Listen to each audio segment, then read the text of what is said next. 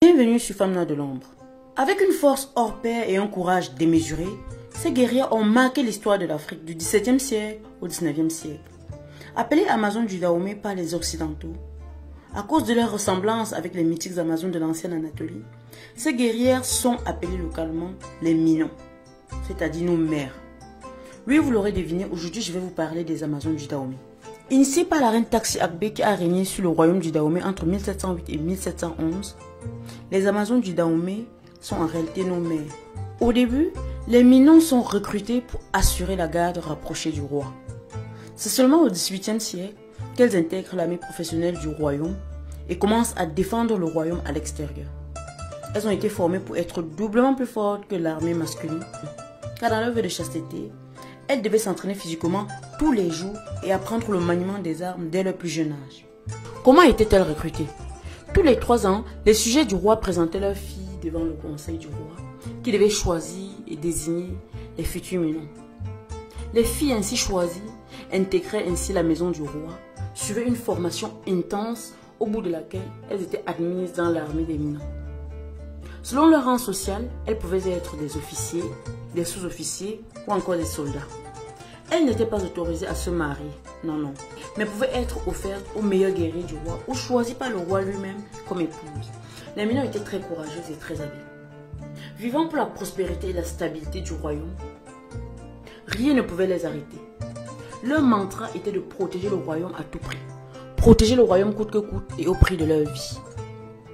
Combien étaient-elles? On comptait entre 4000 et 6000 femmes, soit un tiers de toute l'armée royale du Dahomey. Le bataillon de ces femmes était divisé en 5 catégories.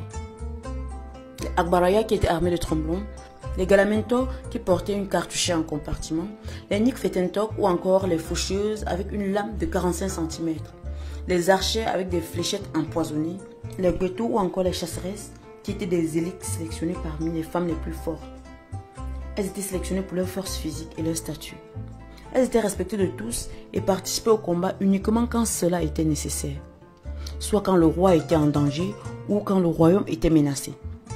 En 1892, la France, cherchant à agrandir son contrôle sur les territoires africains, attaque le royaume sous prétexte de vouloir arrêter la polygamie, le cannibalisme ou encore le sacrifice humain. Mais ils sont surpris de tomber sur une armée de femmes. Beaucoup de soldats français hésitent à tirer, ce qui cause d'énormes pertes dès le premier jour du côté des Français. Car les Minons n'hésitaient pas à décapiter leurs ennemis et à les affronter corps à corps. Mais malheureusement, les Français plus armés et renforcés par la Légion étrangère viennent à bout de ces Amazones le 26 novembre 1892.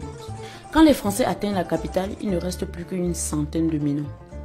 Le Dahomey est donc placé sous le protectorat français le 17 novembre 1894. Le nouveau souverain de Dahomey décide de dissoudre le corps des Amazones.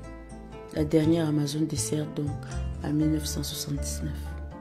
Mais ces femmes fortes n'ont pas été oubliées par l'histoire. Ces femmes courageuses, ces femmes d'une habileté hors pair n'ont pas été oubliées. Les films tels que Cobra Verde en 1987 ou encore Black Panther en 2018 rendent hommage à ces femmes-là.